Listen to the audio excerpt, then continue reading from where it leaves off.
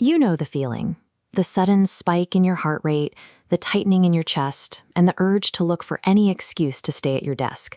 It is the biological panic that sets in right before you have to initiate a necessary but highly uncomfortable confrontation at work. But you can manage that pressure.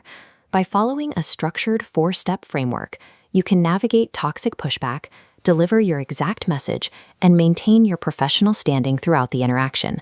The first thing you have to drop is the desire to keep score. If you walk into a room trying to conquer an opponent, you will hit a wall of resistance. Your objective is achieving a clarified, mutual action. Preparation turns workplace anxiety into actionable leadership. To start, I want you to picture one specific person you need to confront right now. Keep them in your mind. When you encounter workplace conflict, your amygdala fires, triggering your autonomic nervous system to either fight or flee. If you initiate a conversation while your body is actively signaling a threat, your reactions will likely escalate the tension. This diagram illustrates the emotional processing pipeline. Raw emotion enters the hopper. It moves through 3 processing blocks: awareness, naming, and bodily sensation. Bypassing these creates a pile of unprocessed emotions, making you reactive. You are ready when frustration exits as clarified action. Hearing the phrase, "we need to talk," creates instant paralyzing panic. The human brain immediately searches for a threat. To bypass this, you need to open your meeting by setting a strategic frame.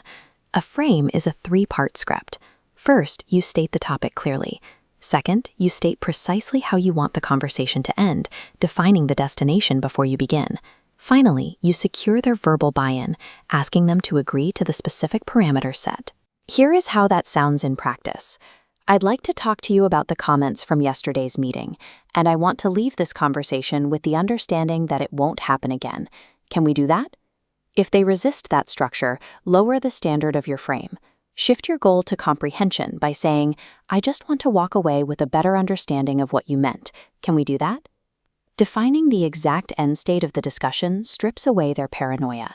Because you have mapped the route and defined the finish line, you establish yourself as the leader of the interaction. Once the conversation begins, avoid the trap of presenting your subjective interpretations as facts. Doing so triggers defensiveness, as the other person will feel compelled to argue against your assumptions rather than the issue. Consider a missed deliverable. Saying you don't respect deadlines is a heavy, spiky interpretation of your character. Saying the project was submitted 2 days after the agreed date is a clean, verifiable fact. Anchoring your dialogue in facts removes the personal attack. Without an attack to fend off, the other person can focus on problem-solving the issue rather than defending their ego. You can lower their conversational shields by using specific de-escalation phrases. Simple acknowledgments like, "I agree we should discuss this," or "That's helpful to know," make them feel heard without requiring you to concede your point. Objective communication transforms an adversarial knife fight into a collaborative problem-solving session. Even with perfect framing and objective facts, you may face a moment where the other person throws out a disrespectful zinger to bait you. The cardinal rule of defense is that your very first response cannot be a verbal retort. Your first action must be a deep, physical breath to keep your own nervous system regulated. Once you have taken that breath, deploy the tension pause.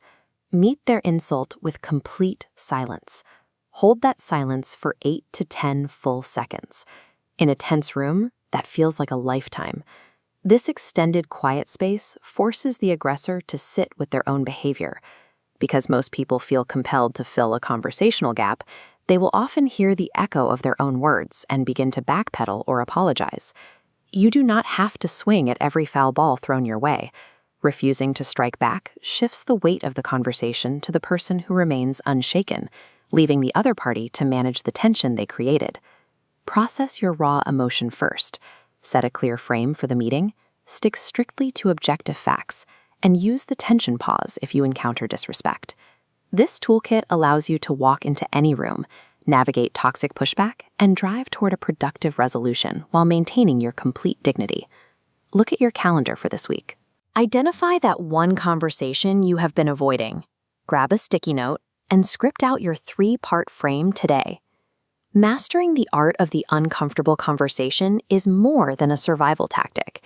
It is a necessary catalyst for career advancement and earning genuine respect.